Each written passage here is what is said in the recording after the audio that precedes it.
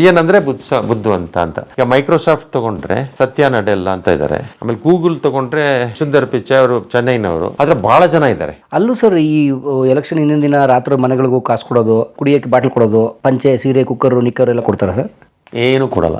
ಮತ್ತೆ ಹೆಂಗ್ ಓಟ್ ಆಗ್ತಾರೆ ಜನ? ಅನ್ನಭಾಗ್ಯ ಅಂತ ಹೇಳಿ ಮಾಡ್ತಿರಲ್ಲ, ಆ ತರ ದುಡ್ಡು ಬರುತ್ತೆ. ಏನು ಇಲ್ದವ್ರಿಗೆ ದುಡ್ಡು ಕೊಡ್ತಾರೆ ಅವರು. ಇವ್ರು ಏನಂದ್ರೆ ಒನ್ ಥಿಂಗ್ ಸರ್, ಇವ್ರಿಗೆ ಆಯಿಲ್ ಎಕ್ಸಸ್ ಬೇಕು, ಆಮೇಲೆ ಡಾಲರ್ ಸ್ಟ್ರೆಂತ್ ಮೇಂಟೈನ್ ಮಾಡಬೇಕು. ಅದೆರಡು ಕ್ರೈಟೀರಿಯಾ ಇದೆ. ಅವರು ಬಹಳ foreign policies are based on that. ಇನ್ನೊಂದು ಯಾಕೆ ಗೊತ್ತಾ ಯುದ್ಧ ಇದೆ, ರಿಯಲ್ ರೀಸನ್ ನಾ ಹೇಳ್ತಾ ಇದ್ದೀನಿ.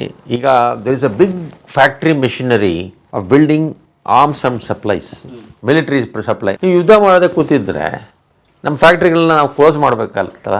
ಸೊ ಅವರು ದುಡ್ಡು ಕೊಡ್ತಾರೆ ಸಖತ್ತಾಗಿ, ಯಾವ್ದಾದ್ರು ಯುದ್ಧ ಶುರು ಮಾಡಿ ಅಂತ. ಇಂಡಿಯಾ ಜೊತೆ ಅವರು ಯುದ್ಧಕ್ಕೆ ಬರಲ್ಲ, ಬಟ್ ತೊಂದರೆ ಕೊಡ್ತಾರೆ. ಇಂಡಿಯಾನಲ್ಲಿ ಆರ್ಮಿ ತುಂಬಾ ದೊಡ್ಡದಿದೆ. ಸೊ ಅವರು ಅಪೋನೆಂಟ್ ಗೇಜ್ ಮಾಡ್ತಾರಲ್ಲ. ಈಗ ನಾನು ತುಂಬಾ ಸರ್ಪ್ರೈಸ್, ಇರಾನ್ ಜೊತೆ ಯುದ್ಧಕ್ಕೆ ಹೋಗಿದ್ದು. Because Iranian army is very strong. Trump ಒಂದ್ಸತಿ ಹೇಳಿದ, ನಾವು ಬಾಯ್ ಬಿಟ್ರೆ ಒಂದೇ ದಿನದಲ್ಲಿ ನರೇಂದ್ರ ಮೋದಿ ಕೆಳಗಿಳಿತಾರೆ ಅಂತ ಅಮೆರಿಕಾದಲ್ಲಿ. ಸೊ ನಮ್ಗೆ ಯಾಕೇನು ಗೊತ್ತಿಲ್ಲ ಆ ಥರ ಹೇಳ್ತಾರೆ ಅಂತ.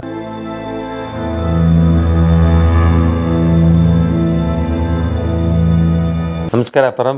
ನಿಮ್ಮ ಬೆಂಗಳೂರು ನೋಡಿದ್ದಕ್ಕೆ ತುಂಬ ಸಂತೋಷ. ಇಲ್ಲಿ ಹೌದು, ಜನಸಂಖ್ಯೆ ಬಹಳ ಬೆಳೆದಿದೆಯಲ್ಲ ಇಲ್ಲಿ. ಮೊದಲು ನಾನಿದ್ದಾಗ ಸುಮಾರು 50+ ವರ್ಷಗಳ ಮುಂಚೆ ಬಹಳ ಕಾಮ್ ಆಗಿರೋದು ಸಿಟಿ. ನಾನು ಮಲ್ಲೇಶ್ವರದಿಂದ ಅದಕ್ಕೆ ಬರ್ತಾ ಇದ್ದೆ ಗಾಂಧಿ ಬಜಾರ್ಗೆ, ನ್ಯಾಷನಲ್ ಕಾಲೇಜಲ್ಲಿ ಓದಬೇಕಾದ್ರೆ. ಗಾಂಧಿ ಬಜಾರಲ್ಲಿ ನ್ಯಾಷನಲ್ ಕಾಲೇಜ್ ಹಾಸ್ಟೆಲ್ ಇದ್ದೆ. ಅಲ್ಲಿಂದ ಬರ್ಬೇಕಾದ್ರೆ ನಮ್ಮ ಅತ್ತೆ ಮನೆ ಮಲ್ಲೇಶ್ವರಂನ ಇತ್ತು, ನಮ್ಮ ತಂದೆಯವರ ಅಕ್ಕ. ಸೊ ಅವ್ರ ಮನೆಗೆ ಹೋಗ್ತಾ ಇದ್ದೆ, ಮಲ್ಲೇಶ್ವರಂ 4th ಕ್ಲಾಸ್ಗೆ. ಸೊ ಆ ಟೈಮ್ನಲ್ಲಿ ಒಂದು ಸತಿನೋ 2 ಸತಿನೋ ನಮ್ಮ ಇವರಿದ್ದರು ಸರ್, ನಮ್ಮ ರಜನಿಕಾಂತ್ ಬಸ್ ಕಂಡಕ್ಟರ್ ಆಗಿದ್ದರು. ಆ ಬಸ್ ಒನ್ ಆಫ್ ದ ಬಸ್ಸಸ್ನೆಲ್ಲ ಬಂದಾಗ ನನಗೆ ಅವರು ಸ್ಟೈಲ್ ಎಲ್ಲ ಮಾಡಿ ಎಲ್ಲ ಜನಗಳೆಲ್ಲ ಚಪ್ಪಾಳೆ ಹೊಡೆಯೋರು. ಆಗ ನನಗೆ ಏನಪ್ಪ, ನಾನು ಭಾಳ ತುಂಬ ಓದೋನು. ಈ ಬೆಂಗಳೂರು ಲ್ಯಾಂಗ್ವೇಜಲ್ಲಿ ಕುಡುಮಿ ಅಂತಾರಲ್ಲ, ಆ ಥರ ನಾನು ಯಾವ ಟೈಮ್ ಸಿಕ್ತರೂ ಓದ್ತಾ ಇದ್ದೆ. ಬುಕ್ ವರ್ಮ್ ಅಲ್ಲ, I like to study. So ಇವನು ಆ್ಯಕ್ಟೆಲ್ಲ ಶುರು ಮಾಡಿದ್ರೆ ನನಗೆ ಡಿಸ್ಟರ್ಬ್ ಆಗೋದು. ಏನಪ್ಪ ಇವನು ಈ ಥರ ಮಾಡ್ತಾ ಇದ್ದಾನಲ್ಲ ಅಂದ್ಕೊಂಡೆ. ಅವ್ರ ಬಸ್ಸಲ್ಲೇ ಬರ್ತಿದ್ರಿ? ಅವ್ರು 11 ರೂಟ್ ಅಲ್ಲ ಅವ್ರದ್ದು, ಬಟ್ ಕೆಲಸವೇ ಅದ್ರಲ್ಲಿ ಬರೋರು. ಅದರಲ್ಲೇ ಸ್ವಲ್ಪ ಆ್ಯಕ್ಟ್ ಮಾಡಿ ಸ್ಟೈಲ್ ಎಲ್ಲ ಮಾಡೋರು, ಎಲ್ಲ ಚಪ್ಪಾಳೆ ಹೊಡೆಯೋರು. ಸೊ ಅದು ನೋಡ್ಬಿಟ್ಟು ನನಗೆ ಸ್ವಲ್ಪ ಕ್ಯಾಣ ಬರೋದು. ಯಾಕೆ ನಮ್ಮ 72 to 74, 72 74, 1974, 72 ಬಂದೆ. 74 ಐ ವೆಂಟ್ ಟು ಚೆನ್ನೈ.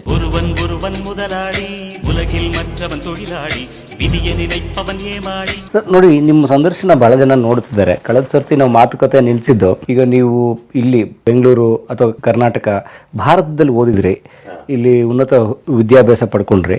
ಆದರೆ ಇಲ್ಲಿಂದ ನೀವು ವಿದೇಶಕ್ಕೆ ಅಥವಾ ಅಮೆರಿಕಕ್ಕೆ ಹೋಗಿ ಹೈಯರ್ ಸ್ಟಡೀಸ್ಗೆ ಅಂತ ಅಲ್ಲಿ ಸೆಟ್ಲ್ ಆದ್ಮೇಲೆ ಉದ್ಯೋಗನೂ ಅಲ್ಲೇ ಸಿಕ್ತು, ಜಾಬು ಇತ್ಯಾದಿ, ನಿಮ್ಮ ಕರಿಯರ್ ಅಲ್ಲೇ ಆಯಿತು, ನೀವು ಅಮೆರಿಕನ್ನೇ ಹಾಕ್ಬಿಟ್ರಿ ಕೊನೆಗೆ.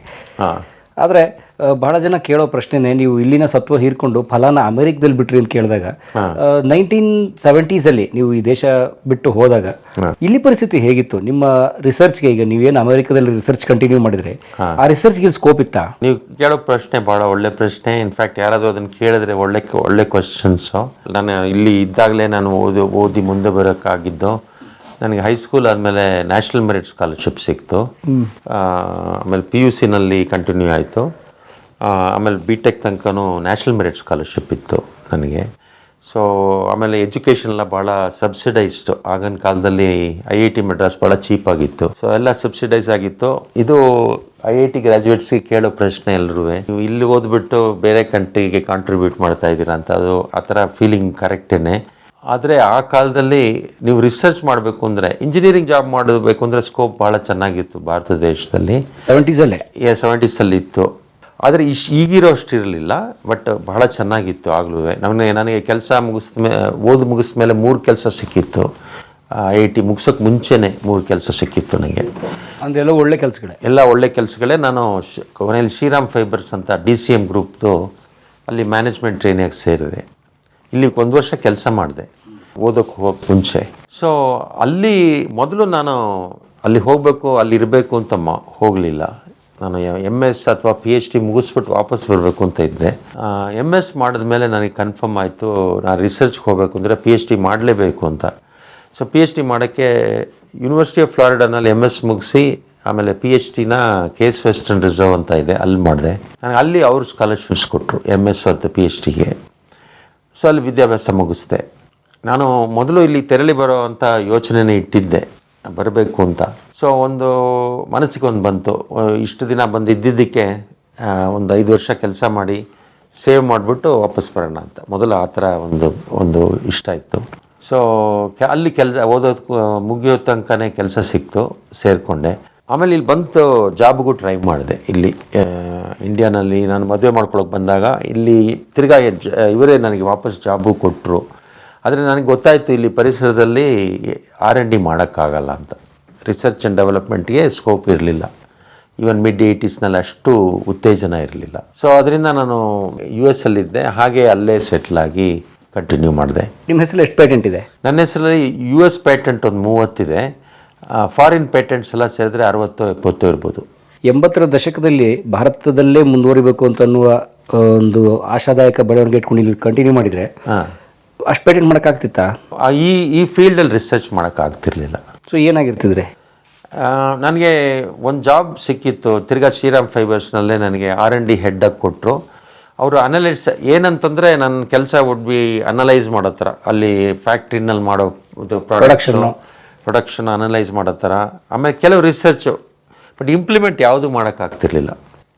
ಯಾವ ಪ್ರಾಡಕ್ಟ್ಸು ಮುಂದೆ ತರೋಕ್ಕಾಗ್ತಿರ್ಲಿಲ್ಲ. ಬಿಕಾಸ್ ನಮಗೆ ಒಂದು ವಾತಾವರಣ ಇತ್ತು, ಫಾರಿನಲ್ಲಿ ಡೆವಲಪ್ ಮಾಡಿದ ಟೆಕ್ನಾಲಜಿನೇ ನಾವು ಅಡಾಪ್ಟ್ ಮಾಡೋ ಥರ.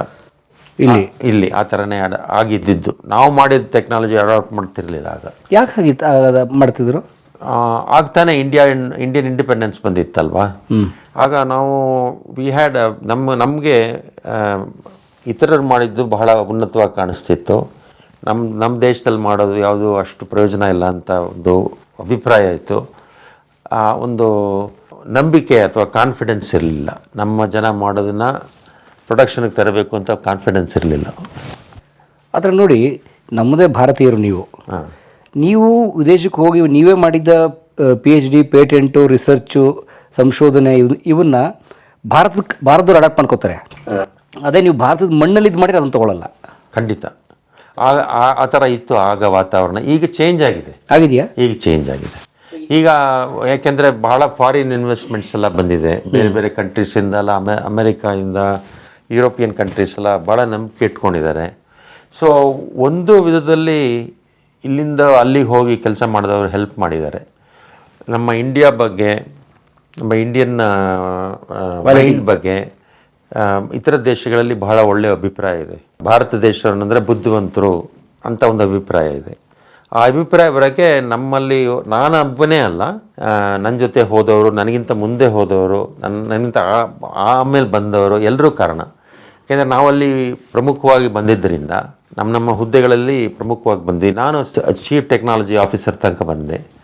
ಸೊ ನಾನು ಹೆಡ್ ಆಫ್ ಗ್ಲೋ ಟೆಕ್ನಾಲಜಿ ಆಗಿದ್ದೆ. ಸೊ ಆದ ಕಾರಣದಿಂದ ಐ ಥಿಂಕ್ ನಾವು ಈ ಥರ ಬಹಳ ಜನ ಮುಂದಕ್ಕೆ ಬಂದಿದ್ದಾರೆ, ಒಳ್ಳೆ ಅಭಿಪ್ರಾಯ ಇದೆ. ನಾನು ಹೋದಾಗ ಇನಿಷಿಯಲಿ ಸ್ವಲ್ಪ ರೆಸಿಸ್ಟೆನ್ಸ್ ಇತ್ತು, ಆಗ ಇನ್ನೂ ಜನಗಳು ಬರ್ತಾ ಇದ್ರು.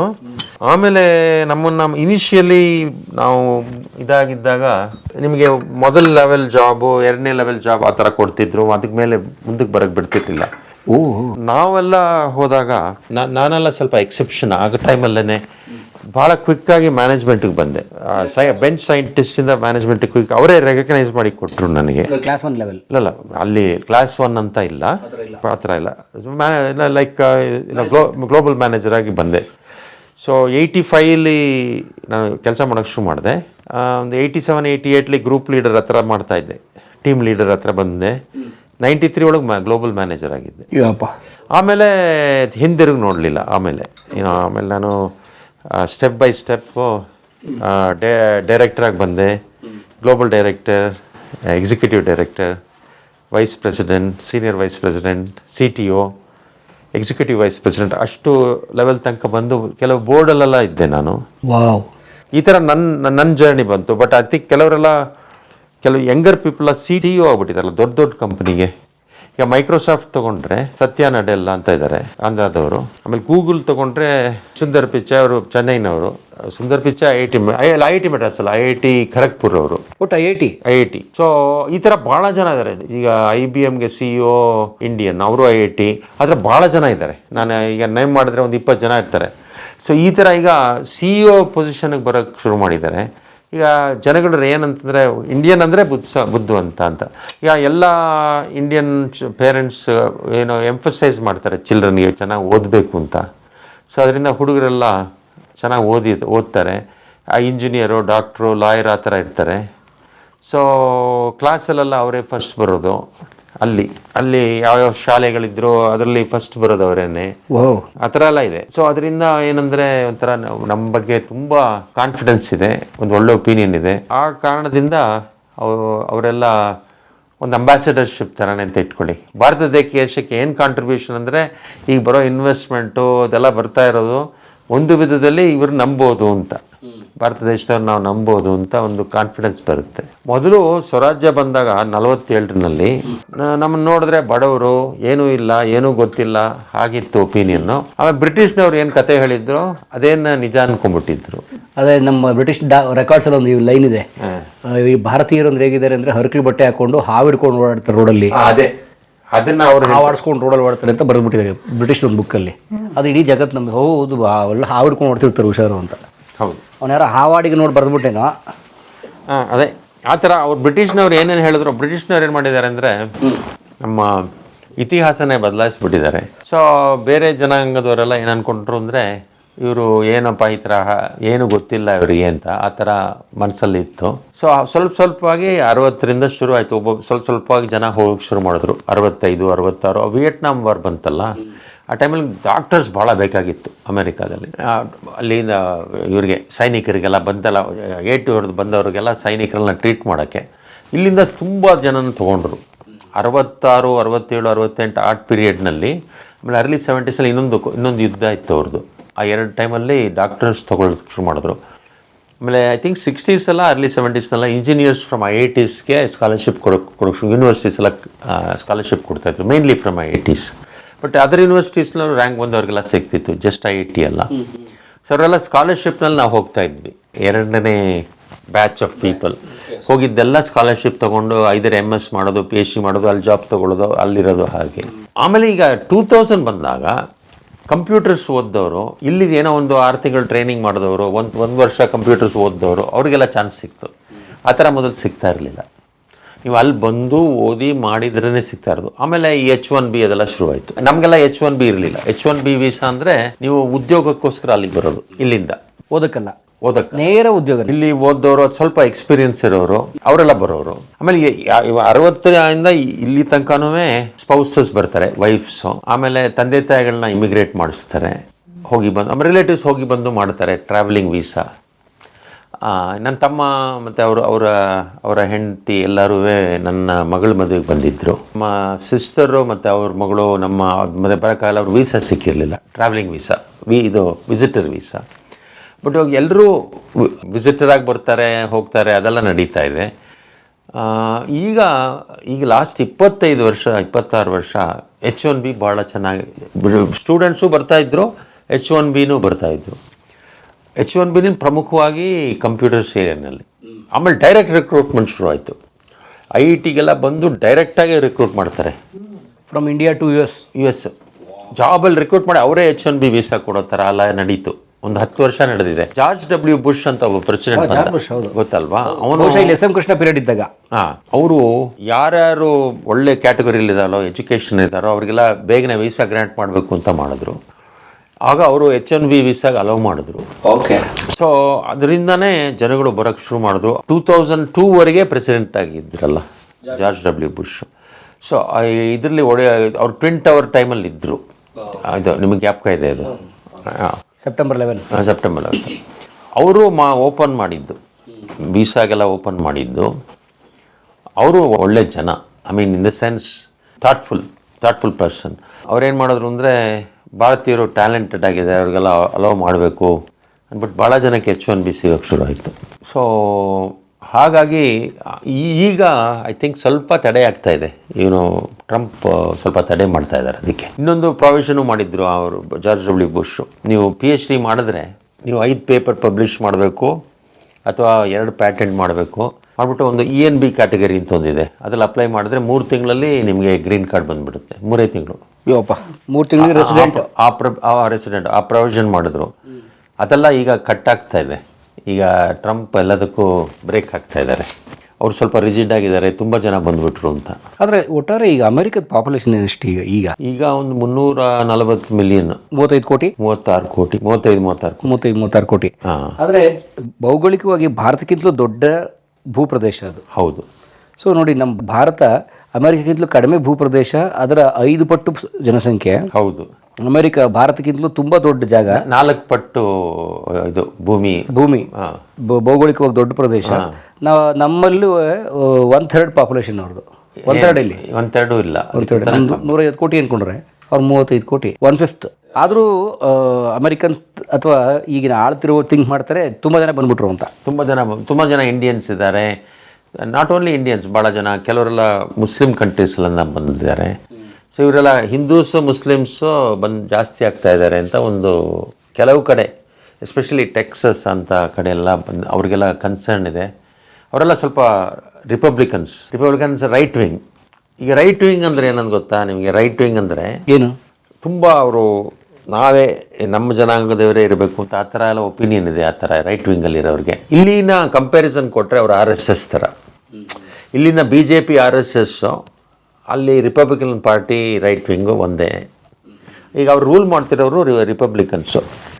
ಟ್ರಂಪ್ ಅವನು ರಿಪಬ್ಲಿಕನ್ನು, ರೂಲ್ ಮಾಡ್ತಾ ಇರೋರು ರಿಪಬ್ಲಿಕನ್ಸು ಸೆಂಟರ್ನಲ್ಲಿ. ಸ್ಟೇಟ್ಸಲ್ಲಿ ಬೇರೆ ಬೇರೆ ಇದೆ. ಕೆಲವು ಸ್ಟೇಟ್ಸ್ ರಿಪಬ್ಲಿಕನ್ಸ್ ಇದ್ದಾರೆ, ಕೆಲವು ಸ್ಟೇಟ್ ಡೆಮೊಕ್ರಾಟ್ಸ್ ಇದ್ದಾರೆ. ಡೆಮೊಕ್ರಾಟ್ಸ್ ತನ್ನು ನಮ್ಮ ಕಾಂಗ್ರೆಸ್ ಪೀಪಲ್ ಥರ ಯಾರು ಬೇಕಾದ್ರೂ ಬರಲಿ ಅಂತ, ಎಲ್ಲರೂ ಒಂದೇ ಅಂತ. ಅವರು ಇವರು ನೀವು ಭೇದ ಭಾವ ಮಾಡಬಾರ್ದು ಅಂತ, ಇವರು ಇಲ್ಲಿ ನಮ್ಮವರೇ ಆಗಬೇಕು ಅಂತ, ಆ ಥರ ಬೇರೆ ಅದು ವ್ಯತ್ಯಾಸ ಇದೆ. ಓಕೆ. ನಿಮ್ಮ ಆ ಕಡೆ ಈ ಕಡೆ ರೋಡಲ್ಲೆಲ್ಲ ಈ ಮಂತ್ರಿಗೆ ಸ್ವಾಗತ, ಆ ಸಚಿವನಿಗೆ ಸ್ವಾಗತ ಅಲ್ಲೆಲ್ಲ ಮಾಡ್ತಾರಾ? ಇಲ್ಲ, ಮಾಡೋದಿಲ್ಲ. ಯಾಕೆ ಮಾಡಲ್ಲ? ಪ್ರೆಸಿಡೆಂಟ್ ಬಂದರೆ ಮಾಡ್ತಾರೆ. ಈಗ ಪ್ರೆಸಿಡೆಂಟ್ ಟ್ರಂಪ್ ಎಲ್ಲಾದರೂ ಹೋದರೆ ಅವ್ನ ಸಪೋರ್ಟರ್ಸ್ ಎಲ್ಲ ಹಾಕಿರ್ತಾರೆ, ವಿ ಲವ್ ಯು ಟ್ರಂಪ್ ಅಂತ ಹಾಕ್ತಾರೆ. ಅವ್ರನ್ನ ಜಯಕಾರ ಮಾಡ್ತಾರೆ. ಈಗ ಮೇಕ್ ಅಮೇರಿಕಾ ಗ್ರೇಟ್ ಅಗೇನ್ ಅಂತ ಇದೆ, ಅದನ್ನು ಹಾಕೋತಾರೆ. ಅದೆಲ್ಲ ಮಾಡ್ತಾರೆ. ಸ್ಲೋಗನ್ಸ್ ಎಲ್ಲ ಹಾಕ್ಕೊಂಡು ನಿಂತಿರ್ತಾರೆ. ಬಟ್ ಮಂತ್ರಿಗಳಿಗೆ ಅವ್ರನ್ನ ಯಾರೂ ಕೇರೇ ಮಾಡಲ್ಲ. ಮಂತ್ರಿಗಳು ಮತ್ತು ಅವ್ರನ್ನ equivalent secretary of state, secretary of war ಅಂತ ಹೆಸರು ಮಂತ್ರಿಗಳಿಗೆ. ಅವ್ರು ಯಾರು ಕೇರ್ ಮಾಡಲ್ಲ. ಇವನ್ ವೈಸ್ ಪ್ರೆಸಿಡೆಂಟ್ನೇ ಯಾರು ಅಷ್ಟು ಕೇರ್ ಮಾಡಲ್ಲ. ಓಕೆ, ಏನೂ ಸಿಗಲ್ಲ ಅವ್ರಿಗೆ. ಗ್ರಾಮ ಪಂಚಾಯತಿ ಮೆಂಬರ್ ಆದ ಮುನ್ರಾಜಿಗೆ ಸ್ವಾಗತ ಅಂತ ಹಾಕಲ್ಲ, ಅದೆಲ್ಲ ಏನಿಲ್ಲ. ಹುಟ್ಟುಹಬ್ಬ ಶುಭಾಶಯ ಓನ್ಲಿ ಪ್ರೆಸಿಡೆಂಟ್ ಲೆವೆಲ್ ಇದೆ. ಲೋಕಲ್ ಲೆವೆಲ್ಲಿ ಎಲೆಕ್ಷನ್ಗೆ ಕ್ಯಾಂಪೇನ್ಗೆ ಹಾಕ್ತಾರಾ?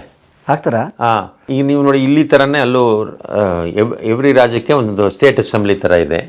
MLA ಸೀಟ್ ಥರ ಇದೆ. ಅದು ಕಾಂಗ್ರೆಸ್ ಅಂತ ಹೇಳ್ತಾರೆ, ಅದಕ್ಕೂ ಕಾಂಗ್ರೆಸ್ ಅಂತ, ಸ್ಟೇಟ್ ಕಾಂಗ್ರೆಸ್ ಅದು. ಅಲ್ಲೂ ಸ್ಟೇಟ್ ಸೆನೆಟ್. ಅಲ್ಲಿ ಲೆವೆಲ್ ಹೇಗೆಂದರೆ, ಮೊದಲು ನ್ಯಾಷನಲ್ ಲೆವೆಲ್ ಹೇಳ್ತೀನಿ, ನನಗೆ ಎಕ್ಸಾಕ್ಟ್ ನಂಬರ್ ಮರ್ತು ಹೋಗ್ಬಿಟ್ಟಿದ್ದೀನಿ. 300 ಚಿಲ್ಲರೆ ಕಾಂಗ್ರೆಸ್ ಪೀಪಲ್ ಇದ್ದಾರೆ. ಆಮೇಲೆ 500 ತನಕ ಬರ್ತಾರೆ, ಐ ಆಮ್ ಸಾರಿ. ಸೊ ಆಮೇಲೆ 100 ಜನ ಸ್ಟೇಟ್, 100 ಜನ ಸೆನೆಟರ್ ಲೆವೆಲ್. ಅದು ಅಪ್ಪರ್ ಹೌಸ್, ಇದು ಲೋವರ್ ಹೌಸು. ಆಮೇಲೆ ಇವರಿದ್ದಾರೆ ಪ್ರೆಸಿಡೆಂಟ್ ಡೈರೆಕ್ಟ್ ಎಲೆಕ್ಷನ್. 2 ವರ್ಷಕ್ಕೆ ಒಂದ್ಸತಿ ಕಾಂಗ್ರೆಸ್ ಚುನಾವಣೆ, ತಿರ್ಗಿ 2 ವರ್ಷಕ್ಕೆ ಚುನಾವಣೆ ಆಗುತ್ತೆ ಕಾಂಗ್ರೆಸ್. ಅಷ್ಟು ಜನಕ್ಕೂ ತಿರ್ಗಾ ಬರ್ತಾರೆ. 6 ವರ್ಷಕ್ಕೆ ಒಂದ್ಸತಿ ಸೆನೆಟರ್ಸ್ ಬರ್ತಾರೆ. ಅಂದ್ರೆ ಪಬ್ಲಿಕ್ ವೋಟ್ ಮಾಡ್ತಾರೆ. ಸೊ ಪಬ್ಲಿಕ್ ವೋಟ್ ಮಾಡೋದು 6 ವರ್ಷಕ್ಕೊಮ್ಮೆ. ಪಬ್ಲಿಕ್ ವೋಟ್ ಮಾಡೋದು ಸೆನೆಟ್ಗೆ 6 ವರ್ಷಕ್ಕೊಮ್ಮೆ, ಕಾಂಗ್ರೆಸ್ಗೆ 2 ವರ್ಷಕ್ಕೊಮ್ಮೆ, ಪ್ರೆಸಿಡೆಂಟ್ಗೆ 4 ವರ್ಷಕ್ಕೊಮ್ಮೆ. ಅಲ್ಲೂ ಸರ್, ಈ ಎಲೆಕ್ಷನ್ ಹಿಂದಿನ ದಿನ ರಾತ್ರಿ ಮನೆಗಳಿಗೂ ಕಾಸು ಕೊಡೋದು, ಎಣ್ಣೆ ಕುಡಿಯೋಕ್ಕೆ ಬಾಟ್ಲ್ ಕೊಡೋದು, ಮಾಂಸ ಹಾಕೋದು, ಪಂಚೆ, ಸೀರೆ, ಕುಕ್ಕರು, ನಿಕ್ಕರ್ ಎಲ್ಲ ಕೊಡ್ತಾರೆ ಸರ್? ಏನೂ ಕೊಡಲ್ಲ. ಮತ್ತೆ ಹೆಂಗೆ ಓಟ್ ಆಗ್ತಾರೆ ಜನಗಳು? ಅವ್ರ ಭಾಷಣ, ಅವ್ರು ಏನು ಮಾಡಕ್ಕೆ ಹೋಗ್ತಾರೆ ಅಂತ ಅವರು ಈಗ ಮ್ಯಾನಿಫೆಸ್ಟೋ ತೋರಿಸ್ತಾರಲ್ಲ, ಎಲೆಕ್ಷನ್ ಮ್ಯಾನಿಫೆಸ್ಟೋ, ಪ್ರಣಾಳಿಕೆ, ನಾನೇನು ಮಾಡ್ತೀನಿ ಎಲೆಕ್ಟ್ ಆಗಿ ಬಂದರೆ ಅಂತ, ಅದ್ರ ಬಗ್ಗೆ ಭಾಷಣಗಳು ಕೊಡ್ತಾರೆ.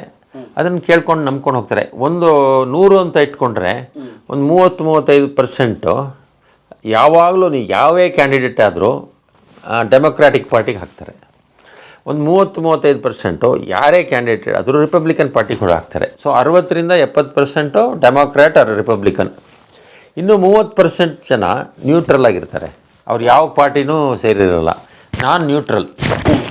ನಮ್ಮ ಮಿಸ್ಸಸ್ ಇದ್ದಾರಲ್ಲ, ಅವರು ಡೆಮೊಕ್ರಾಟು, ನಾನು ರಿಪಬ್ಲಿಕನ್ನೂ ಅಲ್ಲ ಡೆಮೊಕ್ರಾಟು ಅಲ್ಲ, ನ್ಯೂಟ್ರಲ್ಲು. ಸೊ ನಾನು ಯಾರಿಗೆ ಬೇಕಾದ್ರೂ ಓಟ್ ಹಾಕ್ತೀನಿ. ಡಿಪೆಂಡ್ಸ್ ಆನ್ ಕ್ಯಾಂಡಿಡೇಟ್ ನೋಡಿಕೊಂಡು, ಕ್ಯಾಂಡಿಡೇಟ್ ಪ್ರಣಾಳಿಕೆ ನೋಡ್ಕೊಂಡು ಹಾಕ್ತೀನಿ. ಅವರು ಯಾರೇ ಕ್ಯಾಂಡಿಡೇಟ್ ಆದರೂ ಡೆಮೊಕ್ರಾಟ್ಗೆ ಹಾಕೋದು. ಕೆಲವರು ರಿಪಬ್ಲಿಕನ್ಸ್ ಇರ್ತಾರಲ್ಲ, ಅವ್ರು ಯಾರೇ ಕ್ಯಾಂಡಿಡೇಟ್ ಆದರೂ ಅವ್ರು ರಿಪಬ್ಲಿಕನ್ಸ್ ಹಾಕ್ತಾರೆ. ನೀವು ಮೋಡಿಗೆ ಹೋಗಿ ಕೇಳೋಕ್ಕಾಗುತ್ತಾ ಯಾಕೆ ನೀವು ಯಾವಾಗಲೂ ಬಿ ಜೆ ಪಿಗೆ ಹಾಕ್ತೀರಾ ಅಂತ? ಅವ್ರು ಬಿ ಜೆ ಪಿನವರು ಹಾಕ್ತಾರೆ.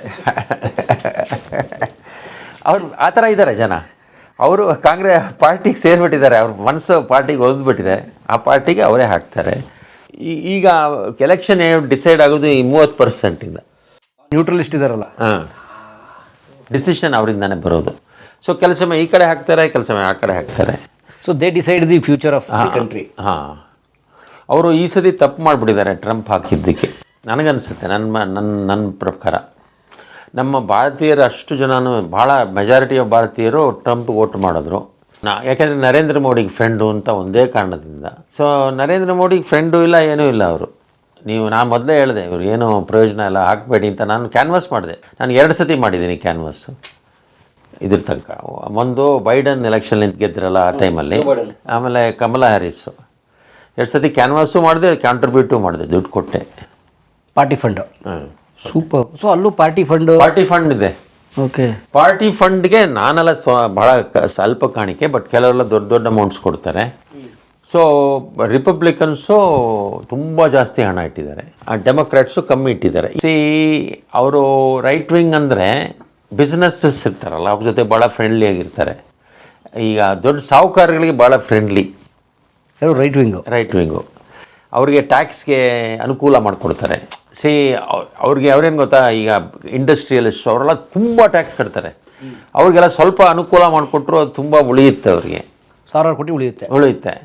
ಸೊ ಅದರಿಂದ ಅವ್ರ ಕಾಂಟ್ರಿಬ್ಯೂಷನ್, ಅವರು ಇಂಡಸ್ಟ್ರಿಯಲ್ಸ್ 2 ಪಾರ್ಟಿಗೂ ಮಾಡ್ತಾರೆ.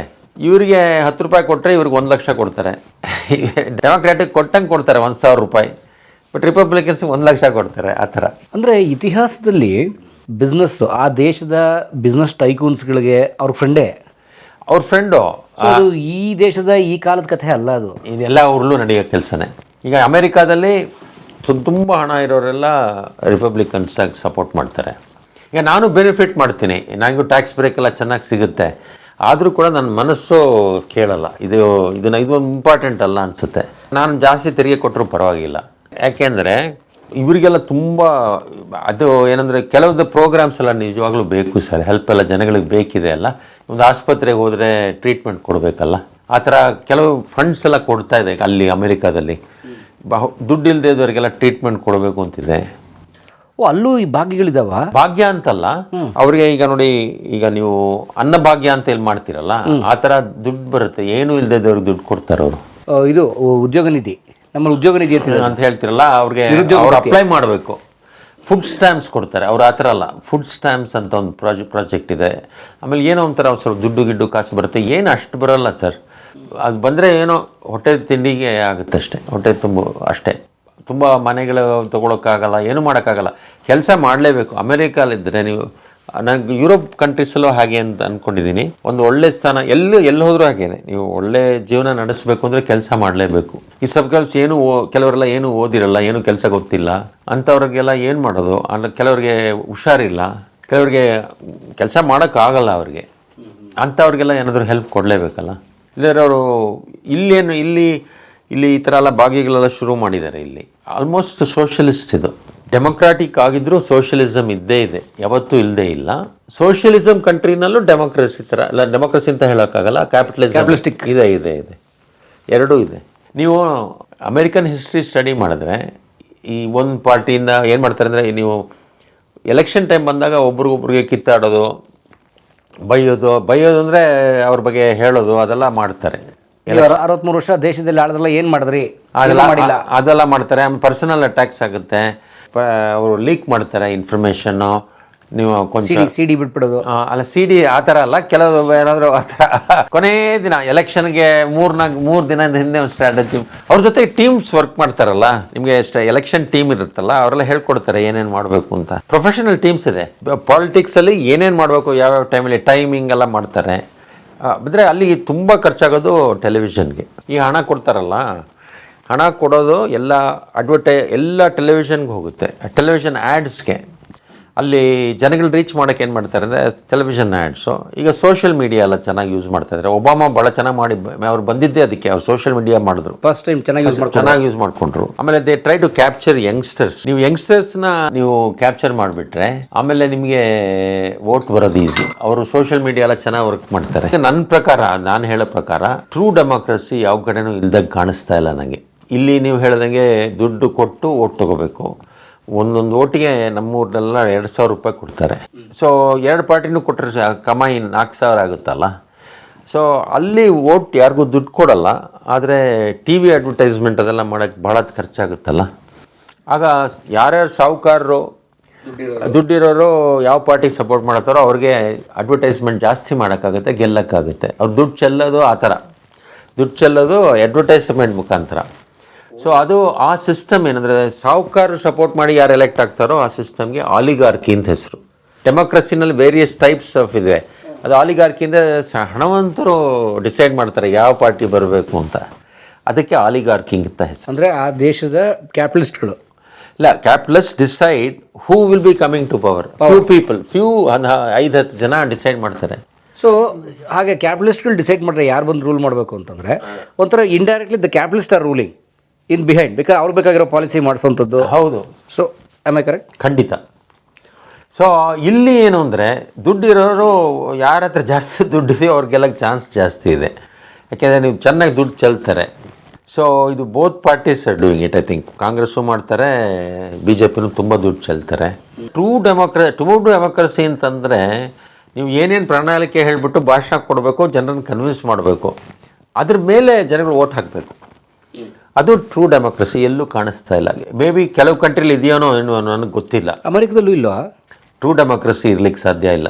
ಅವ್ರಲ್ಲಿ ಸಾಹುಕಾರ ಇನ್ಫ್ಲೂಯೆನ್ಸ್ ಮಾಡ್ತಾ ಇದ್ದಾರಲ್ಲ, ಅಲ್ಲಿ ಅವರೇ ಮೊದಲು ತೋರಿಸಿದ್ದು ಡೆಮೋಕ್ರಸಿ ಏನು ಅಂತ ತೋರಿಸಿದ್ದು ಅವರೇನೆ. ಬಿಗಿನಿಂಗ್ನಲ್ಲಿ ಬರೀ ಭಾಷಣಗಳ ಮೇಲೆ ಹೋಗ್ತಿತ್ತು. ಅವಾಗ ಜಿನ್ಯೂನ್ ಇತ್ತು, ಜೆನ್ಯೂನ್ ಆಗಿ pure form. Somewhere along the line ಕೆಟ್ಟು ಹೋಗ್ಬಿಟ್ಟಿದೆ. ಈಗಂತೂ ಇನ್ನೂ ಹೊಲಸಾಗ್ಬಿಟ್ಟಿದೆ. ಈಗ ಕಾಂಟ್ರಿಬ್ಯೂಷನ್ ಎಷ್ಟು ಬೇಕಾದ್ರೂ ಮಾಡ್ಬೋದು ಅಂತ ಅಲ್ಲೂ ಇದೆ, ಇಲ್ಲೂ ಇದೆ. ಈಗ ಇದು ಬೇರೆನೋ ರೂಲ್ಸ್ ಎಲ್ಲ ಚೇಂಜ್ ಮಾಡಿದ್ರು ಸೆಂಟರ್ನಲ್ಲಿ. ಆಮೇಲೆ ಇಲ್ಲೂ ಎಷ್ಟು ಬೇಕಾದ್ರೂ ದುಡ್ಡು ಕೊಡ್ಬೋದಲ್ಲ. ನೀವು ರ್ಯಾಲೀಸ್ ನೋಡಿದ್ರೆ ಗೊತ್ತಾಗುತ್ತೆ. BJP ರ್ಯಾಲೀಸ್ ಭಾಳ ಚೆನ್ನಾಗಿ ಆರ್ಗನೈಸ್ ಮಾಡ್ತಾರೆ. ಅವ್ರು ದುಡ್ಡು ಜಾಸ್ತಿ ಇದೆ, ಗೊತ್ತಾಗುತ್ತೆ ನನಗೆ. ನಾನು ಅಲ್ಲಿದ್ದು ಫಾಲೋ ಮಾಡ್ತೀನಿ Indian politics. But republic parties ಅಥವಾ ರೈಟ್ ವಿಂಗ್ ಪಾರ್ಟೀಸ್ ಏನಿದೆ, ಅವರು ಕ್ಯಾಪಿಟಲಿಸ್ಟ್ ಯಾಕೆ ಸಪೋರ್ಟ್ ಮಾಡ್ತಾರೆ ಸರ್? ರಿವರ್ಸ್. ನಿಮ್ಗೆ ದುಡ್ಡು ಯಾರು ಕೊಡ್ತಾರೋ ಅವ್ರಿಗೆ ಬೇಕಾಗಿರೋ ಪಾಲಿಸೀಸ್ನ ಡೆವಲಪ್ ಮಾಡಿ ಇಂಪ್ಲಿಮೆಂಟ್ ಮಾಡೋಕ್ಕೆ ನೋಡ್ತಾರೆ. ನೀವು ಹಾಗೆ ಮಾಡದೆ ಹೋದರೆ ನೆಕ್ಸ್ಟ್ ಎಲೆಕ್ಷನ್ ಅವ್ರು ದುಡ್ಡು ಕೊಡಲ್ಲ, ಸಪೋರ್ಟು ಮಾಡಲ್ಲ, ಅವಾಗ ಇವ್ರು ಗೆಲ್ಲಲ್ಲ. ಅವರು ನೆಕ್ಸ್ಟ್ ಆ ಪಾರ್ಟಿಗೆ ಶುರು ಮಾಡ್ತಾರೆ, ನೆಕ್ಸ್ಟ್ ಪಾರ್ಟಿಗೆ ಕೊಡ್ತಾರೆ. ಓಕೆ. ಅದಕ್ಕೆ ದುಡ್ಡು ಎಲ್ಲಿದೆಯೋ ಅಲ್ಲೇ ದುಡ್ಡೇ ದೊಡ್ಡಪ್ಪ. ಸೊ ಅವನು ಡೆಮಾಕ್ರೆಟಿಕ್ ಪಾರ್ಟಿ ಆಗಲಿ ರಿಪಬ್ಲಿಕ್ ಪಾರ್ಟಿ ಆಗಲಿ ಯಾರು ಗೆಲ್ತಾನೆ ಅಂದರೆ ಯಾರನ್ನ ಕ್ಯಾಪಿಟಲಿಸ್ಟ್ ಸಪೋರ್ಟ್ ಮಾಡ್ತಾರೆ ಅವರು. ಮೋಸ್ಟ್ ಆಫ್ ದ ಟೈಮ್ ಆ ಥರ ವರ್ಕೌಟ್ ಆಗುತ್ತೆ. ಕೆಲವರು ಪಾಪ್ಯುಲಿಸ್ಟ್ ಇದ್ದಾರೆ. ನೀವು ಯಾರಿಗೆ ದುಡ್ಡು ಕೊಟ್ಟರು ಕೆಲವರಿಂದ ಜನ ನೀವು ಎಷ್ಟೇ ಮಾಡಿದ್ರು ಅವರು ಕನ್ವಿನ್ಸ್ ಮಾಡಿ ಓಟ್ ತೊಗೊಂಡು ಗೆದ್ಬಿಡ್ತಾರೆ. ಕೆಲವು ಸರ್ಪ್ರೈಸಸ್ ಇದೆ. ಉದಾಹರಣೆಗೆ ಚೆನ್ನೈಯಲ್ಲಿ CM ವಿಜಯ್ ಗೆದ್ರಲ್ಲ, it was very surprise victory. ಆ ಥರ ಆಗುತ್ತೆ. ಆಗ true democracy in work when you have a surprise victory. ಆಗ ಈಗ first time Aam Aadmi party ಬಂತಲ್ವಾ, true democratic. Punjab and Delhi ಆಗ ಬಂದಾಗ ಟೂಲಿ ಡೆಮೋಕ್ರೆಟಿಕ್ ಆಗಿ ಬಂದಾಗ. ಈಗ ನೀವು 1977 ನೀವು ಪರ್ಹ್ಯಾಪ್ಸ್ ನೀವು ಹುಟ್ಟಿರಲಿಲ್ಲ ಅನಿಸುತ್ತೆ. ಆಗ ಎಲ್ಲ ಅಪೋಸಿಷನ್ ಪಾರ್ಟಿನೂ ಸೇರಿ ಜನತಾ ಪಾರ್ಟಿ ಅಂತ ಮಾಡಿದ್ರು. ಆ ಜನತಾ ಪಾರ್ಟಿ ಕಾಂಗ್ರೆಸ್ನ ಎಲ್ಲ ಕಡೆನೂ ಕರ್ನಾಟಕ ಬಿಟ್ಟು, ಕರ್ನಾಟಕ ಆಂಧ್ರ ಎಲ್ಲ ಕಾಂಗ್ರೆಸ್ ಗೆಲ್ತು. ಆಗ ಟ್ರೂ ಡೆಮೋಕ್ರಸಿ. ಆಗಿನ ಕಾಲದಲ್ಲಿ ಇಂದಿರಾ ಗಾಂಧಿ ಅವ್ರ ಕಾಲದಲ್ಲಿ ಈ ಥರ ಎಲ್ಲ ಇರಲಿಲ್ಲ ಸರ್. ಈ ಥರ ದುಡ್ಡು ಚೆಲ್ಲೋದೆಲ್ಲ ಇರಲಿಲ್ಲ. ಆ ಟೈಮಲ್ಲಿ ಪಾಪ ಅಪೋಸಿಷನ್ ಹತ್ರನೂ ದುಡ್ಡು ಇರಲಿಲ್ಲ, ರೂಲಿಂಗ್ ಪಾರ್ಟಿಲೂ ಅವ್ರ ಹತ್ರನೂ ಇರಲಿಲ್ಲ. ಇವರೊಂದು ಮುರುಕಲ್ ಅಂಬಾಸಿಡರ್ ಕಾರ್ಡಲ್ಲಿ ಎಲ್ಲ ಬರೋರು. ಪಾಪ ಎಲ್ಲ ಅಂಬಾಸಿಡರ್ಗಳಲ್ಲಿ ಜನಗಳು ತುಂಬಿಕೊಂಡು ಲೀಡರ್ಸ್ಗಳು. ಪಾಪ ಆ ಥರ ಇತ್ತು ಒಂದು ಕಾಲದಲ್ಲಿ. ಅಮೆರಿಕದಲ್ಲಿ ಈಗ ಚುನಾವಣೆ ನಿಂತ್ಕೋತಾನೆ ಯಾರೋ ಒಬ್ಬ ಅಥವಾ ಯಾರೋ ಒಬ್ಳು, ಅವ್ರ ಪ್ರಣಾಳಿಕೆ ಅಥವಾ ಅವ್ರ ಮ್ಯಾನಿಫೆಸ್ಟೋ ಏನಿದೆ ಅದು based on facts, based on executable ಇರಬೇಕಾ ಅಥವಾ ಏನು ಬೇಕಾದರೂ, ಈಗ ನಾಳೆ ಬೆಳಗ್ಗೆ ನಿಮ್ಮ ಈ ದೇಶನ ಬದಲಾಯಿಸಿ ಇಂಡಿಯಾನ ಅಮೆರಿಕ ಮಾಡಿಬಿಡ್ತೀನಿ, ಈ ಥರದ್ದು ಕೊಡೋಕ್ಕೆ ಸಾಧ್ಯ ಇದೆಯಾ? ಆ ಥರ ಕೊಟ್ಟಿಲ್ಲ. ಈಗ ಮೇಕ್ ಅಮೆರಿಕಾ ಗ್ರೇಟ್ ಅಗೇನ್ ಅಂತ ಪ್ರಣಾಳಿಕೆ ಇವರು ಟ್ರಂಪ್ ಕೊಟ್ಟರು. ಅವರಂದ್ರು ಇನ್ಫ್ಲೇಷನ್ ಕಡಿಮೆ ಮಾಡ್ತೀನಿ, ಆಮೇಲೆ ಬೆಲೆ ಕಡಿಮೆ ಮಾಡ್ತೀನಿ ಅಂದರು. I will make everything affordable again ಅಂದರು. I am gonna make America healthier again ಅಂತಂದರು. ಸೊ ಯಾವುದನ್ನು ಮಾಡಿಲ್ಲ. ಆಮೇಲೆ ನಾನು ಯುದ್ಧ ಎಲ್ಲೂ ಮಾಡಲ್ಲ ಅಂದರು, ಮಾಡಿದ್ದಾರೆ. ಸೊ ಏನು ಪ್ರಣಾಳಿಕೆಯಲ್ಲಿ ಹೇಳೋದೊಂದು ಮಾಡೋದೊಂದು. ಯಾಕೆಂದರೆ ನೀವು ಅವ್ರು ಇನ್ನೊಂದ್ಸತಿಗೆ ಎಲೆಕ್ಷನ್ ನಿಲ್ಲಬೇಕು ಅಂದರೆ ಮಾಡ್ತಿದ್ರು. ಅವ್ರು ಇನ್ನೊಂದು ಸತಿ ಎಲೆಕ್ಷನ್ ನಿಲ್ಲಬೇಕಾಗಿಲ್ಲ, ಅವ್ರು ನಿಲ್ಲೋಂಗಿಲ್ಲ. ಯಾಕೆ? 2 ಸತಿ ಪ್ರೆಸಿಡೆಂಟ್ ಅಷ್ಟೇ. ಅವ್ನು ರೂಲ್ ಇದೆಯಾ ಅಲ್ಲಿ? 3ನೇ ಸತಿ ಬರೋಂಗಿಲ್ಲ. ನಿಮ್ಮ ಕಾನ್ಸ್ಟಿಟ್ಯೂಷನಲ್ಲಿ ಅಮೆಂಡ್ಮೆಂಟ್ ಮಾಡಬೇಕು. ಕಾನ್ಸ್ಟಿಟ್ಯೂಷನ್ ಬರೆದಿದೆ, ಒಬ್ಬ ಪರ್ಸನ್ 2 ಸತಿ ನಿಂತು ಗೆದ್ದುಬಿಟ್ಟು ಬಿಟ್ಬಿಡ್ಬೇಕು ಆಫೀಸ್ ಅಂತ. ಅದಕ್ಕೆ ಒಬಾಮಾ 2 ಟೈಮ್ಸ್ ಆಮೇಲೆ ಬಿಟ್ಬಿಟ್ರು, ಬಿಕಾಸ್ ಇವ್ ಸೋ ಪಾಪ್ಯುಲರ್. ಅವ್ರು 3ನೇ ಸತಿನೂ ಗೆಲ್ತಿದ್ರು. ಯಾಕೆ ತುಂಬ ಪಾಪ್ಯುಲರ್. ಅವಾಗೇನು ಮಾಡ್ತಾರೆ, ಹಿಂಗೆ ಗಬ್ಬೆಬ್ಸ್ ಹೋಗ್ಬಿಡೋದಿಲ್ಲ, ಯಾಕಂದ್ರೆ ಮತ್ತೆ ಬರಂಗಿಲ್ಲ. ಅಂದರೆ ಒಬಾಮಾ ಅಂತ ಅವರೆಲ್ಲ ಮಾಡಲಿಲ್ಲ ಅಲ್ಲ, ಗೊತ್ತಾ ಇವರು. ಬಟ್ ಜನ ದಂಗೆ ಹೇಳೋದು, ಸಿವಿಲ್ ರೆಬಲಿಯನ್ಸು, ಸಿವಿಲ್ ಅಜಿಟೇಷನ್ಸು ಇಂಥವು ಆಗಲ್ವ ಸರ್? ಯಾಕಂದ್ರೆ ನಿನ್ನ ಪ್ರಣಾಳಿಕೆ ಹೇಳಿದ್ದಪ್ಪ ಮಾಡಿರುತ್ತಾ ಇರೋದು. ಈಗ ಸ್ವಲ್ಪ ಪ್ರೊಟೆಸ್ಟ್ ಎಲ್ಲ ನಡೀತಾ ಇದೆ. ದಂಗೆ ಹೇಳೋದಲ್ಲ, ಅಮೆರಿಕಲ್ಲಿ ದಂಗೆ ಹೇಳೋ ಚಾನ್ಸೇ ಇಲ್ಲ. ಅವರು ಸಿಸ್ಟಮ್ ಆ ಥರ ಇದೆ, ದಂಗೆ ಹೇಳೋಕ್ಕಾಗಲ್ಲ. ಎಲ್ಲ ಪವರ್ಸು ಸೆಂಟ್ರಲ್ ಇಲ್ಲ. ಸ್ಟೇಟ್ಸಲ್ಲಿ ಸಮ್ ಪವರ್ಸ್ ಇದೆ, ಸೆಂಟ್ರಲ್ ಸಮ್ ಪವರ್ಸ್ ಇದೆ. Decentralised military, certain services central ಇದೆ. ಫೈನಾನ್ಷಿಯಲ್ ಸಿಸ್ಟಮ್ ಆ ಥರ ಸೆಂಟ್ರಲ್. ಬಟ್ ಆ್ಯಕ್ಚುಯಲ್ ಗವರ್ನೆನ್ಸ್ ಅಂದು ಸ್ಟೇಟ್ ಲೆವೆಲ್ ಬರುತ್ತೆ, ಲೋಕಲ್ ಲೆವೆಲ್ ಬರುತ್ತೆ. ಸೊ ನೀವು ದಂಗೆ ಎಲ್ಲ ಏಳಿಸಿ ಗೌರ್ಮೆಂಟ್ ಎಲ್ಲ ಉರುಳಿಸೋಕ್ಕಾಗಲ್ಲ. ಈ ನೇಪಾಳ ಥರ ಆಗಲ್ಲ, ಆಗೋ ಚಾನ್ಸೇ ಇಲ್ಲ. ನಾನು ನೋಡಿದ್ದೀನಿ ಕೆಲವು ಅಸ್ಟ್ರಾಲಾಜಿಕಲ್ ಪ್ರೆಡಿಕ್ಷನ್ ಏನೇನೋ ಮಾಡ್ತಾ ಇದ್ದಾರೆ, ಅದರ ಆಗೋಕ್ಕೆ ಸಾಧ್ಯನೇ ಇಲ್ಲ ಅಮೆರಿಕಾದಲ್ಲಿ. ಅಮೆರಿಕ ಏರುಪೇರು ನೋಡಿ. ಈಗ ಎಷ್ಟು ವರ್ಷದಿಂದ ಅಮೆರಿಕ ನಂಬರ್ 1 ಸ್ಪಾಟಲ್ಲಿದೆ ಫೈನಾನ್ಷಿಯಲಿ. ಈಗ ನೋಡಿದ್ರೆ ನೀವು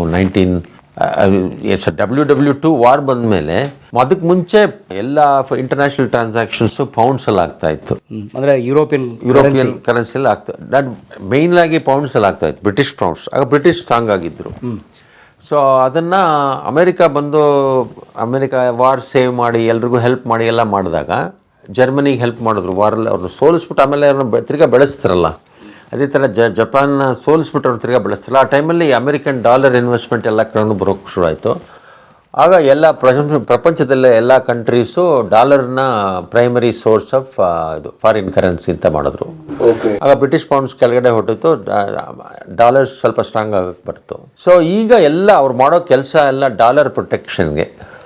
ಎಲ್ಲ ಯುದ್ಧಗಳು ಮಾಡಿರೋದೆಲ್ಲ ನನ್ನ ಅಭಿಪ್ರಾಯದಲ್ಲಿ ಡಾಲರ್ನ ಪ್ರೊಟೆಕ್ಟ್ ಮಾಡೋಕ್ಕೆ. ಏನು ಇದಕ್ಕೂ ಏನು ಸಂಬಂಧ?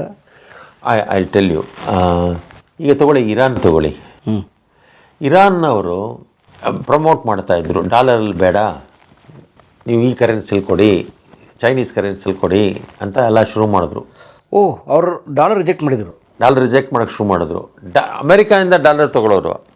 ಬಟ್ ಬೇರೆ ಕಂಟ್ರಿಯಿಂದ ಅಂದರೆ ನೀವು ಚೈನೀಸ್ ಕರೆನ್ಸಿಲಿ ಕೊಡಿ, ಯೂರೋನಲ್ಲಿ ಕೊಡಿ ಅಂತ ಏನೋ ಮಾಡ್ತಿದ್ರು. ಶುರುಗು ಇವ್ರಿಗೆ ಕೆಣಕ್ತಾ ಇದ್ದಂಗೆ, ನಿಮಗೆ ಕೆಣಕೋಂಗೆ ಅದು ಮಾಡಿದ್ರೆ ಯಾವುದಾದ್ರು ಕಾರಣ ಇಟ್ಕೋ ಗುಂಡು ಹಾಕ್ಬಿಟ್ರು. ನಮ್ಮ ಇವನು ಅನ್ವರ್ ಗಡಾಫಿ ಇದ್ನಲ್ಲ, ಅವನು ಅದೇ ಕತೆ. ಅವನು ಅಮೆರಿಕಾನ ಅಪೋಸ್ ಮಾಡಿಕೊಂಡು ಕಿರ್ಚಾಡ್ತಾ ಇದ್ದ, ಡಾಲರ್ದಿಂದ ಡಿ-ಡಾಲರೈಸ್ ಮಾಡಬೇಕು ಟ್ರೇಡ್ನ ಅಂತ, ಬೇರೆ ಕರೆನ್ಸಿಲಿ ಮಾಡಬೇಕು, ಡಾಲರೈಸ್ ಮಾಡಬೇಡಿ ಅಂತ ಅವನು ಶುರು ಮಾಡ್ದ. ಅವನು ಆಯಿಲ್ ರಿಚ್ ಕಂಟ್ರಿ ಅಲ್ವಾ. ಸರಿ, ಅವನ್ನ ಬೀಳಿಸಿದ್ರು. ಅವನಿಗೆ ಸ್ಟೂಡೆಂಟ್ ಎಜುಟೇಷನ್ಗೆಲ್ಲ ಸಪೋರ್ಟ್ ಮಾಡಿ CIA ಮಾಡಿ ಅವ್ರನ್ನ ಬೀಳಿಸಿದ್ರು. ಅವ್ನು ಕೊಂದೇ ಹಾಕ್ಬಿಟ್ರು. ಆಯಿತಾ, ಅವ್ನು ಮುಗೀತು ಕೆಲಸ. ಆಮೇಲೆ ಸದಾಮ್ ಹುಸೇನು, ಅವನು ಆಯಿಲ್ ರಿಚ್ ಕಂಟ್ರಿ, ಅವನು ಡಿ-ಡಾಲರೈಸ್ ಮಾಡೋಕ್ಕೆ ಹೋದ. ಅದಕ್ಕೇ ಅವ್ರು ಯುದ್ಧ ಮಾಡಿದ್ದು. ಬೇರೆ ಏನೋ ರೀಸನ್ ಕೊಟ್ಟರು. ಅವರು ರಿಯಲ್ ರೀಸನ್ ಈಸ್, ಯಾರ್ಯಾರು ನೀವು ಡಿ-ಡಾಲರೈಸ್ ಮಾಡೋಕ್ಕೆ ಹೋದರೆ ಚಿಕ್ಕ ಪುಟ್ಟ ಕಂಟ್ರೀಸು, ಈಗ ಚೈನಾ ಮಾಡೋಕ್ಕೆ ಹೋದರೆ ಅವ್ರು ಏನೂ ಮಾಡೋಕ್ಕಾಗಲ್ಲ. ಆದರೆ ನೀವು ಚೈನಾ ಮಾಡೋದಿಲ್ಲ ಆ ಥರ. ಅವ್ರೇನು ಮಾಡ್ತಾರೆ, ಅವ್ರು ಭಾಳ ಕ್ಲೆವರು. ಸೊ ಇವರು ಏನಂದರೆ ಒನ್ ಥಿಂಗ್ ಸರ್, ಇವ್ರಿಗೆ ಆಯಿಲ್ ಎಕ್ಸಸ್ ಬೇಕು, ಆಮೇಲೆ ಡಾಲರ್ ಸ್ಟ್ರೆಂತ್ ಮೇಂಟೈನ್ ಮಾಡಬೇಕು. ಅದು 2 ಕ್ರೈಟೀರಿಯಾ ಇದೆ. ಅವರು ಭಾಳ foreign policies are based on that. ಒಂದು ಡಾಲರ್ ಕೆಳಗಡೆ ಬೀಳ್ದಂಗೆ ನೋಡ್ಕೋಬೇಕು, ಇನ್ನೊಂದು ಆಯಿಲ್ ಬೇಕು ಅವ್ರಿಗೆ ಆಯಿಲ್ ಬೇಕು, ಆಯಿಲ್ ಮೇಲೆ ಕಂಟ್ರೋಲ್ ಬೇಕು. ಹೌದು. ಇದಕ್ಕೆ ಏನು ಬೇಕಾದ್ರೂ ಮಾಡ್ತಾರೆ ಯುದ್ಧ. ಅದೇ ಅಟ್ಲೀಸ್ಟ್ ರಿಪಬ್ಲಿಕನ್ಸ್ ಮಾಡ್ತಾರೆ, ಡೆಮೊಕ್ರಾಟ್ಸ್ ಮಾಡಲ್ಲ. ಓಕೆ, ಒಬಾಮಾ ಡೆಮೊಕ್ರಾಟ್ ನೋಡಿ, ಯುದ್ಧ ಇಲ್ಲ. ಬುಷ್ ರಿಪಬ್ಲಿಕನ್, ಯುದ್ಧ ಇತ್ತು. ಹೌ ಬಟ್ ಕ್ಲಿಂಟನ್ ಯುದ್ಧ ಇಲ್ಲ. ಸೊ ಅದಕ್ಕೆ ಮುಂಚೆ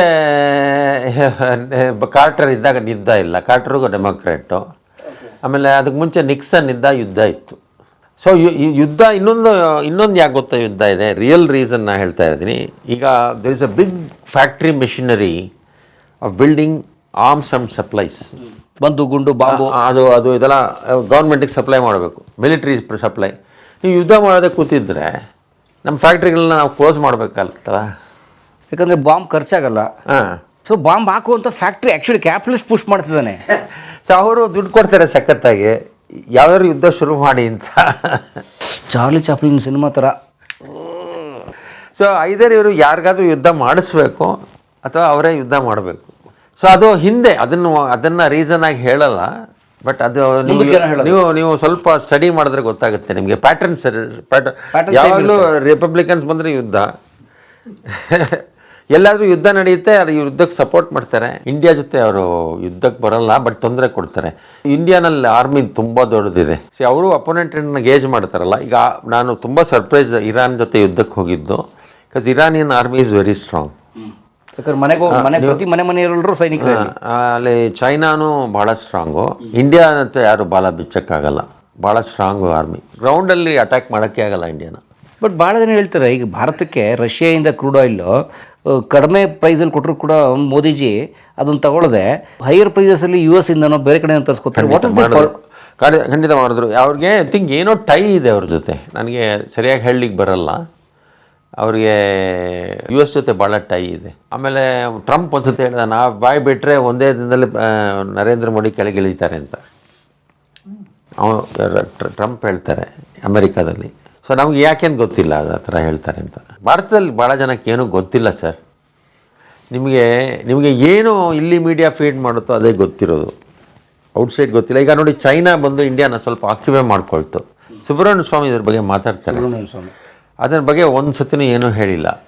ಆಮೇಲೆ ನಮ್ಮ ಆಪರೇಷನ್ ಸಿಂಧೂರ್ ಆಯ್ತಲ್ಲ, ಅದ್ರ ಬಗ್ಗೆ ನಿಮಗೆ ಇವ್ರು ಹೇಳಿದ ವರ್ಷನ್ ಗೊತ್ತಾಗಿದೆ, ಅವ್ರು ಹೇಳೋದು ಬೇರೆ ವರ್ಷನ್ ಇದೆ.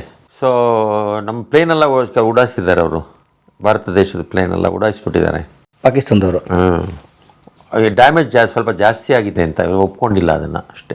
ಆಮೇಲೆ ಅಮೆರಿಕಾದವ್ರಿಗೆ ಏನು ಕ್ಲೈಮ್ ಮಾಡ್ತಾರೆ ಅಂದರೆ, ಅವ್ರು ಮಾಡಿ ನಿಲ್ಲಿಸಿದ್ರು ಅಂತ ಟ್ರಂಪ್ ಕ್ಲೈಮ್ ಮಾಡ್ತಾರೆ. ಅವ್ರು ಫೋನ್ ಮಾಡಿದ್ರಿಂದನೇ ಅವ್ರು ನಿಲ್ಲಿಸಿದ್ರು ವಾರ್ನ ಅಂತ. ಸೊ ಅದೆರಡರಲ್ಲಿ ಸ್ವಲ್ಪ ಮನಸ್ತಾಪ ಬಂದಿತ್ತು ಇಬ್ರಿಗೂ, ಐ ಥಿಂಕ್ ಮೋದಿಜಿ ಅವ್ರಿಗೂ ಮತ್ತು ಟ್ರಂಪ್. ಗ್ಲೋಬಲ್ ಲೀಡರ್ಸ್ಗಳ ಈ ಸಂಬಂಧ, ಸ್ನೇಹ ಮತ್ತು ದ್ವೇಷ ಕಾಮನ್ ಮ್ಯಾನ್ ಮೇಲೆ ಎಫೆಕ್ಟ್ ಆಗ್ತಾ ಇರುತ್ತೆ. ಈಗ ನೋಡಿ, ಸೆಕೆಂಡ್ ವರ್ಲ್ಡ್ ವಾರ್ ನೋಡಿ, ಎರಡನೇ ಮಹಾಯುದ್ಧ, ಆ ಟೈಮಲ್ಲಿ ಚರ್ಚಿಲ್ ಇದ್ದರು, ವಿನ್ಸ್ಟನ್ ಚರ್ಚಿಲ್. ಇವನು ಹಿಟ್ಲರ್ ಇದ್ದ, ಆಮೇಲೆ ಸ್ಟಾಲಿನ್, ಮುಸೋಲಿನಿ, ನಮ್ಮ ರೂಸ್ವೆಲ್ಟ್ ಇದ್ರು. ರೂಸ್ವೆಲ್ಟ್ ಒಬ್ಬರೇ ಸೋಬರ್ರು, ಇಲ್ಲಿ US ಪ್ರೆಸಿಡೆಂಟ್. ಇಂಟರ್ವೀನಸ್ ಡ್ರಗ್ಸ್ ತಗೋತಾ ಇದ್ದ ಹಿಟ್ಲರ್. ಏನದು ಡ್ರಗ್? ಅವನಿಗೆ ಇದು ಪಕ್ಕದ ಡಾಕ್ಟರ್ ಡ್ರಗ್ ಕೊಟ್ಬಿಡೋನು. ಏನಕ್ಕೆ? Drug addict Hitler. Heil Hitler ಅಂತ ಇದ್ರಲ್ಲ, ಅವನು ಹೈ ಹಿಟ್ಲರ್. ಯಾವಾಗಲೂ ಹೈ ಆಗಿದ್ದ. ಚುಚ್ಕೋ ಹೈ ಆಗು. ಹಂಗೆ ಚುಚ್ಚಕ್ಕೆ ಡಿಸೈಡ್ ಮಾಡು. ಹೆಂಗೆ ಮಾಡ್ತಿದ್ದ. ಆ ಸ್ಟಾಲಿನ್ ಯಾವಾಗಲೂ ಕುಡಿತಿದ್ದ. ಅವನು ವೋಡ್ಕಾ ಕುಡ್ಕೊಂಡೇ ಇರೋನು. ಅವನು ಈ ಚರ್ಚಿಲ್ ವಿಸ್ಕಿ ಕುಡ್ಕೊಂಡೇ ಇರೋನು. ವಿಸ್ಕಿನೋ ಬ್ರ್ಯಾಂಡಿನೋ ಎಲ್ಲ ಜೊತೆ ಎಲ್ಲ ಬೆಳಗ್ಗೆ ಶುರು ಮಾಡಿದ್ರೆ ಸಾಯಂಕಾಲ ತನಕ ಡ್ರಿಂಕ್ಸು. ಸೊ ಎರಡು ಕುಡುಕರು, ಒಬ್ಬ ಡ್ರಗ್ ಅಡಿಕ್ಟು ವರ್ಲ್ಡ್ ಅನ್ನು ಡಿಸೈಡ್ ಮಾಡಿದ್ರು. ಸೊ ಈ ಥರ ನಮಗೆ ಬೇಕಾದವರು ಲೀಡರ್ಸು ಸ್ಟೇಬಲ್ ಆಗಿರಬೇಕು. ಸ್ಟೇಬಲ್ ಆಗಿರೋಲ್ಲ. ಅದೇ ನಮ್ಗೆ ವರ್ಲ್ಡ್ ವಾರೇ ನಡೆದಿದ್ದಿಲ್ಲ, ಎರಡನೇ ಮಹಾಯುದ್ಧ. ಈಗ ನಮ್ಮ ಟ್ರಂಪ್ ಇದ್ದಾರಲ್ಲ, ಅವ್ರು mentally not stable, psychological problem ಇದೆ ಅವ್ರಿಗೆ ನನಗನ್ಸುತ್ತೆ. ಅಂದರೆ ನಮ್ಮ ಮಿಸ್ಸಸ್ ಅಂತೂ ಖಂಡಿತ ಅಂತಾಳೆ, ಹುಚ್ಚ, ಅವ್ನು ಪ್ರೆಸಿಡೆಂಟಾಗಿ ಕೂತ್ಕೊಂಡಿದ್ದಾನೆ. ಸೊ ನೀವು ಈ ಥರ ಹುಚ್ಚರು ಬಂದರೆ ಏನು ಮಾಡೋದು? ಅದೇ ಡೇಂಜರ್ ಆಫ್ ಡೆಮೋಕ್ರಸಿ. ಅವ್ರು ಎನಿ ಅದರ್ ಯಾವ ಕ್ರಸಿ ಇದ್ರೂ ಸರಿ, ಇವನ್ ರಾಜರು ಆ ಥರ ಇದ್ರು ಕಷ್ಟ. ಯಾಕಂದ್ರೆ ತುಗ್ಲಕ್ ದರ್ಬಾರ್ ಮೊಹಮ್ಮದ್ ಬಿನ್ ತುಗ್ಲಕ್ ಅದೇ ಎಲ್ಲ ದೌಲತಾಬಾದ್ ನಡೀರಿ ಅಂತ ಇಲ್ಲಿ ಚೆನ್ನಾಗಿ ವಾಪಸ್ ನಡ್ರಿ ಡೆಲ್ಲಿಗೆ ಅಂತ ಬದುಕಿದೆಷ್ಟು. ಅದೇ ಥರ ಇವ್ರು ಒಂದಿನ ಹೇಳಿದ್ ಇನ್ನೊಂದಿನ ಹೇಳಲ್ಲ, ಒಂದಿನ ಮಾಡಿದ್ದು ಇನ್ನೊಂದಿನ ಮಾಡಲ್ಲ. ಅವ್ನಿಗೇನೋ ಸ್ವಲ್ಪ ತಲೆಕೆಟ್ಟಿದೆ. ಸೊ ಅದೇ ಥರ ವರ್ಲ್ಡ್ ವಾರ್ ನೋಡಿ, ವರ್ಲ್ಡ್ 3 ಕಂಟ್ರೀಸ್. ಈಗ ಇವ್ನು ನೋಡಿದ್ರೆ ಬೆಂಜಮಿನ್ ನೆಟನ್ಯಾಹು ಇದಾನಲ್ಲ, ಅವನಂತೂ ವಾರ್ ಅಂದರೆ ಅವ್ನಿಗೆ ಹುಚ್ಚು. ಸುಮ್ಮನೆ ವಾರ್ ನಿಲ್ಸೋಕೆ ಇಷ್ಟನೇ ಇಲ್ಲ ಅವನಿಗೆ. ಸೊ ವಾರೇ ಡ್ರಗ್ ಅವನಿಗೆ, ಯುದ್ಧೋನ್ಮಾದಿ. ಅವನು ಇವನ್ನ ಉತ್ತೇಜನ ಮಾಡಿ ಕಳ್ಕೊಂಡು ಹೋಗ್ಬಿಟ್ಟ ಅಮೆರಿಕಾನ. ನಾನು ನೀವೇನಾದರೂ ಹೇಳ್ತೀನಿ ಅಂತ ಇಟ್ಕೊಳ್ಳಿ, ಆಗ ನೀವೇನು ಹೇಳ್ತೀರಾ? ನಾನು ನಿಮ್ಮನ್ನು ಒಪ್ಪಲ್ಲ ಅಂದರೆ, ನೀವು ಹೇಳೋದು ನಾವು ಒಪ್ಪಲ್ಲ, ನೀವು ಹೇಳಿದ ತಪ್ಪು ಅಂತ ಹೇಳಿದ್ರೆ ಅದನ್ನ ಹೇಗೆ ಹೇಳಿ, ತಾವು ಹೇಳಿ, ನಾನು ಕೇಳ್ಕೊತೀನಿ ಅಂತ ನಾನು ಹೇಳ್ತೀನಿ. ಅದು ಕರೆಕ್ಟ್ ರಿಯಾಕ್ಷನ್ನು, ಆಯಿತಾ? ನೀವು ಟ್ರಂಪ್ಗೆ ನೀವು ಹೇಳೋದು ಸರಿ ಇಲ್ಲ ಅಂತ ಒಂದ್ಸತಿ ಹೇಳಿದ್ರೆ, ನಿಮ್ಮ ಮೇಲೆ ರೇಗ್ಬಿಟ್ಟು ನೀವು ನಾಳೆಯಿಂದ ನೀವು ನನ್ನ ಎದುರಿ, ವೈರಿ, ರಾಷ್ಟ್ರದ್ರೋಹಿ, ದೇಶದ್ರೋಹಿ, ಎಲ್ಲ ಆಗ್ಬಿಡ್ತೀರಾ. ಸೊ ಆ ಥರ ಇದ್ದವ್ರಿಗೆ ಸೈಕಲಾಜಿಕಲ್ ಪ್ರಾಬ್ಲಮ್ ಇದೆ ಅಂತ ಅರ್ಥ. ಲೈಕ್ ಏನೋ ಪ್ರಾಬ್ಲಮ್ ಇದೆ. ಏನಂದರೆ ನಿಮಗೆ ಒಂದು ಚಿಕ್ಕ ಭಿನ್ನಾಭಿಪ್ರಾಯ ಯಾಕೆ ಬರಬಾರ್ದು? ಈಗ ನನಗೊಂದು ಒಪಿನಿಯನ್ ಇದೆ, ನಿಮಗೊಂದು ಒಪಿನಿಯನ್ ಇದೆ, ಅವ್ರಿಗೊಂದು ಒಪಿನಿಯನ್ ಇದೆ. ಇದು ಸಹಜ, ಮನುಷ್ಯ ಸಹಜ. ಆದರೆ ಇದು ಒಪಿನಿಯನ್ ಸಿದ್ಧಾಂತದ ಮೇಲಿರೋ ಸಮಸ್ಯೆನೇ ಹೊರತಾಗಿ ವೈಯಕ್ತಿಕವಾದವಲ್ಲ, ಇದು ಸಿದ್ಧಾಂತ. ಸೊ ನಿಮ್ಮ ಏನು ಸಿದ್ಧಾಂತ ಇದೆಯೋ ಅದನ್ನು ರೆಸ್ಪೆಕ್ಟ್ ಮಾಡಿಬಿಟ್ಟು ನಾವು ಮುಂದಕ್ಕೆ ಹೋಗಬೇಕು. ಈಗ ನಾವು ಅಟಲ್ ಬಿಹಾರಿ ವಾಜಪೇಯಿನೂ ನೆಹರೂನು ಒಬ್ರಿಗೊಬ್ರಿಗೆ ಅಷ್ಟು ಪ್ರೀತಿ, ಇಬ್ರು ಆಪೋಸಿಟ್ ಪಾರ್ಟಿ. ಅಟಲ್ ಬಿಹಾರಿ ಚೆನ್ನಾಗಿ ಉಗಿಯೋರು ಇದರಲ್ಲಿ ಸೆಷನ್ನಲ್ಲಿ, ಸಾಯಂಕಾಲ ಅವ್ರು ಭೇಟಿ ಆಗ್ತಾರಲ್ಲ ಯಾವುದೊಂದು ಗೆಟ್ ಟುಗೆದರ್ಲಿ.